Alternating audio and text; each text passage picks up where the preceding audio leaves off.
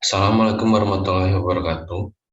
Perkenalkan, saya Gani Akmal Azami dari Farmasi 2C Universitas Perjuangan dengan nomor induk mahasiswa 200401063.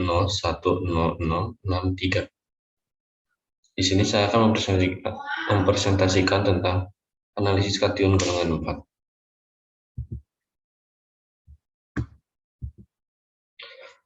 Perbedaan analisis kualitatif dan kuantitatif. Penelitian kualitatif bersifat subjektif. Peneliti melakukan interaksi secara langsung terhadap objek yang ditelitinya. Bahasanya informal, menggunakan kata-kata personal, prosesnya induktif dan desainnya dapat berkembang atau dinamis. Penelitian kuantitatif bersifat objektif, peneliti bebas dari apa yang ditelitinya, bahasanya formal, berdasarkan teori dan kata-kata kuantitatif. Prosesnya deduktif dan desainnya statis dari awal hingga akhir. Perbedaan dari penelitian kualitatif dan kuantitatif dapat dilihat dari beberapa segi. Tidak selamanya saling bertentangan, ada juga yang memiliki kesamaan atau kemiripan antara keduanya. Bisa penelitian. Kualitatif bersifat umum, fleksibel, dan dinamis. Kuantitatif memiliki sifat yang khusus, terinci, dan statis. Alur dari penelitian kuantitatif sendiri sudah direncanakan sejak awal dan tidak dapat diubah lagi. Analisis data. Kualitatif dapat dianalisis selama proses penelitian berlangsung. Kuantitatif dapat dianalisis pada tahap akhir sebelum laporan. Yang ketiga, istilah subjek penelitian. Kualitatif memiliki subjek penelitian yang biasa disebut dengan narasumber, sedangkan kuantitatif memiliki subjek penelitian yang biasa disebut dengan responden. Yang keempat, memandang fakta. Penelitian kualitatif memandang fakta atau kebenaran tergantung pada cara peneliti menginterpretasikan data. Hal ini dikarenakan ada hal-hal kompleks yang tidak bisa sekedar dijelaskan oleh angka, seperti perasaan manusia.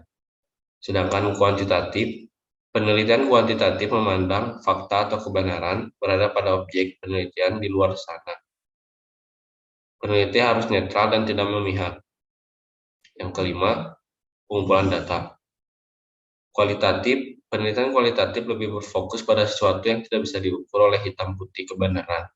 Sehingga pada penelitian kualitatif, peneliti mengorek data sedalam-dalamnya atas hal tertentu. Sedangkan kuantitatif, pengumpulan data dilakukan dengan menggunakan serangkaian instrumen penelitian berupa tes atau kuesioner.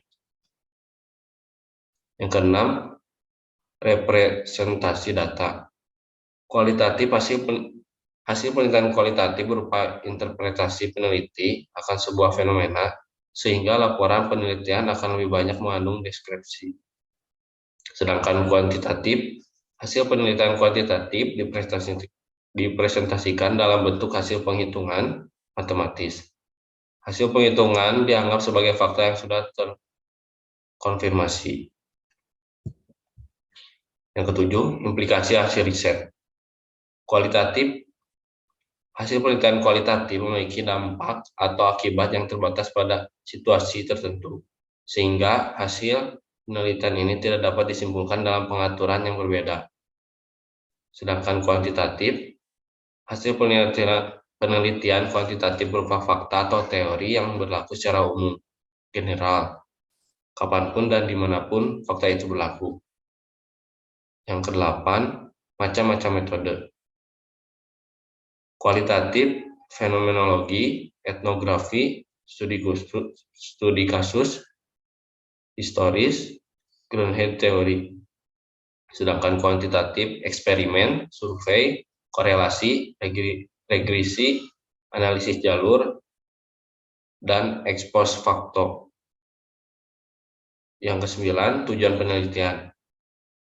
Kualitatif memperoleh pemahaman mendalam, mengembangkan teori, mendeskripsikan realitas dan kompleksitas sosial.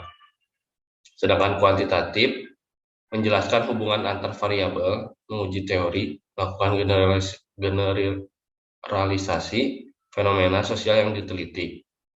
Yang ke-10, jenis data. Kualitatif Penelitian kualitatif terbentuk deskriptif atau menggambarkan fenomena atau fakta penelitian secara apa adanya.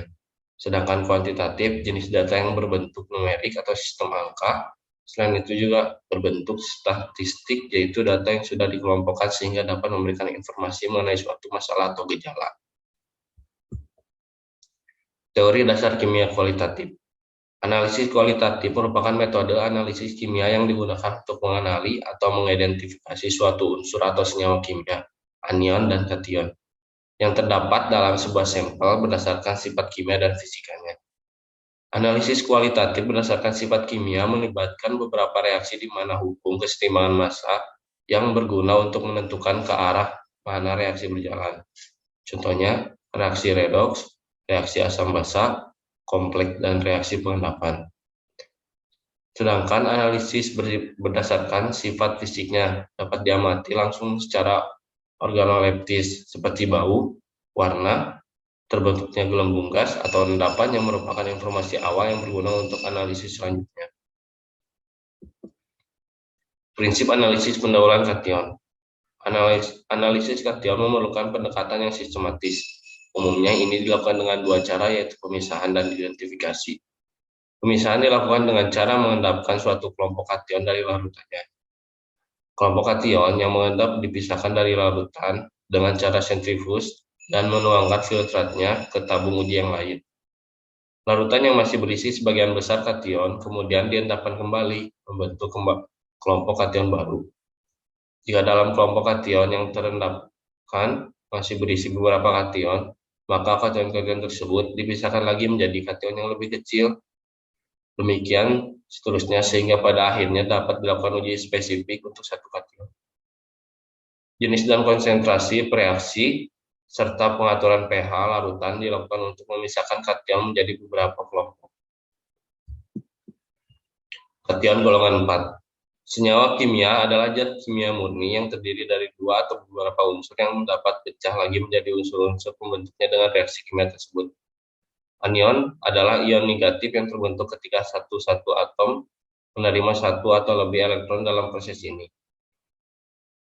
Kation adalah ion positif yang terbentuk ketika satu atom menerima satu atau lebih elektron dalam proses ini.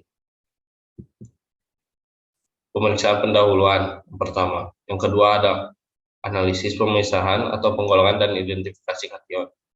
Yang ketiga, reaksi penegasan dengan reagen yang spesifik. Yang pertama, pemeriksaan pendahuluan. A. Pemeriksaan organoleptis. B. Reaksi uji nyali api. C. Sifat zat pada pemanasan kering. D. Reaksi khusus untuk radikal atau unsur yang mudah menguap atau menyumbing pada pemanasan. Yang E. Pemeriksaan kelarutan. Di sini adalah sampel dari kation golongan 4. Yang pertama ada barium, Ba2+, yang kedua kalsium, Ca2+, yang ketiga strontium, Sr2+. Kation golongan. Endapan ditambah asam asetat encer. Reaksi BaCO3 ditambah 2CH3COOH menjadi BaCH3COOH 2 ditambah CO2 ditambah H2O. Yang kedua, SrCO3 ditambah 2CH3COOH menjadi SrCH3COOH 2 ditambah CO2 ditambah H2O.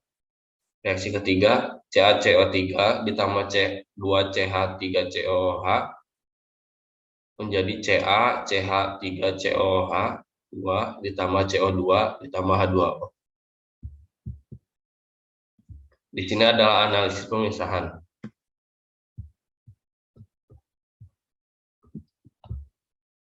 Ada CaCO, SrCO2, BaCO2, Ca2+ Ag ditambah CO2 min menjadi CaCO2. Adanya endapan putih. Ba2- ditambah CO2- menjadi BaCO, endapan putih.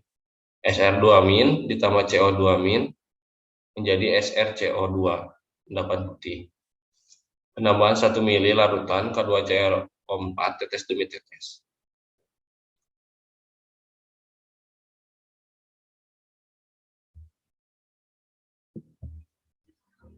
Reaksi identifikasi barium. BaCrO4 ditambah HCl pekat bakar dengan nyala api menjadi hijau apel.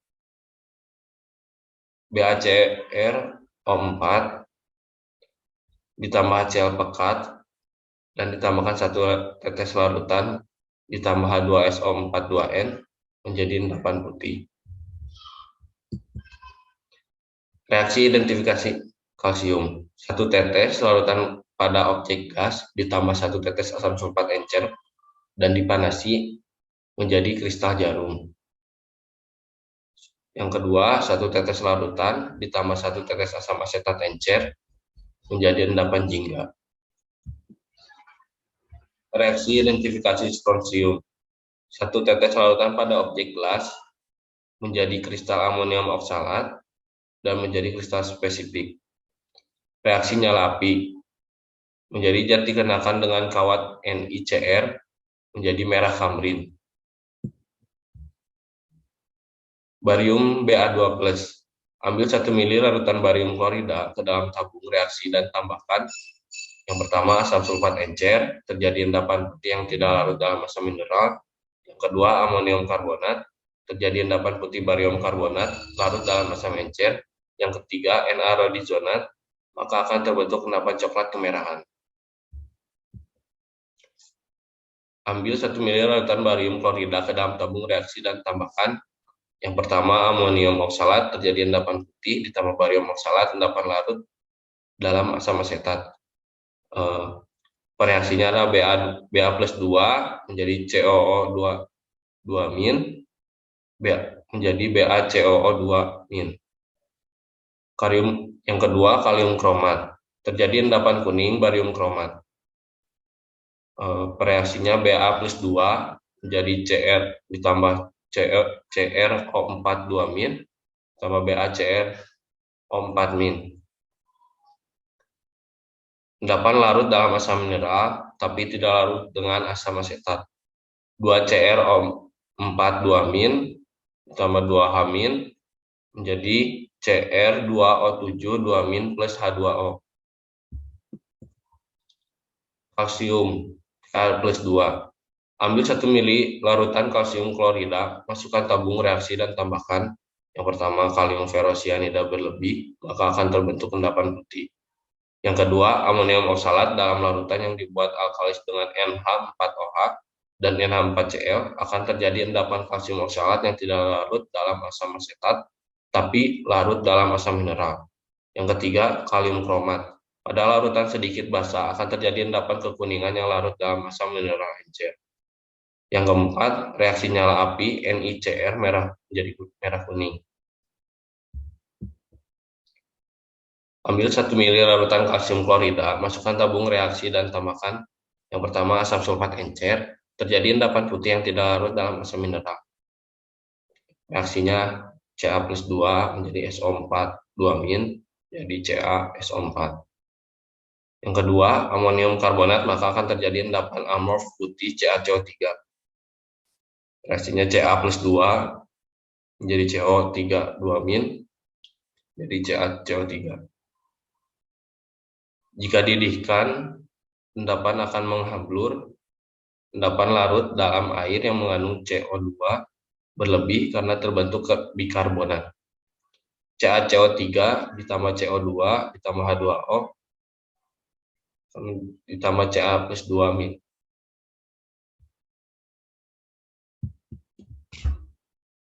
Strontium Sr2+. Ambil 1 ml larutan strontium nitrat atau klorida, dimasukkan ke dalam tabung dan tambahkan yang pertama larutan kalium kromat, maka untuk larutan pekat akan membentuk endapan kuning. Larutan pekat maupun encer bila mengandung asam asetat tidak akan membentuk endapan bila ditambah dengan kalium kromat. Sr2+ ditambah CrO4- sama dengan SrCrO4-. Yang kedua, asam sulfat encer, maka akan terbentuk endapan putih strontium sulfat. Endapan tidak larut walaupun dididihkan. Sr+2 ditambah SO4-2- sama dengan akan menjadi SrSO4-. Ambil 1 mili larutan strontium nitrat atau klorida, masukkan ke dalam tabung dan tambahkan larut. Yang pertama, larutan amonium karbonat akan terjadi endapan putih. Sr2+ ditambah CO32- akan menjadi SrCO3-. Yang kedua, larutan amonium oksalat, maka akan terjadi endapan strontium oksalat putih atau sedikit larut. Yang kedua, larutan amonium oksalat, maka akan terjadi endapan strontium oksalat putih, sedikit larut dalam asam asetat dan air, mudah larut dalam asam mineral. Sr2+ ditambah COOH 2 akan menjadi SrCOO2-. Sekian yang dapat saya sampaikan. Mohon maaf apabila ada kekurangan. Wassalamualaikum warahmatullahi wabarakatuh.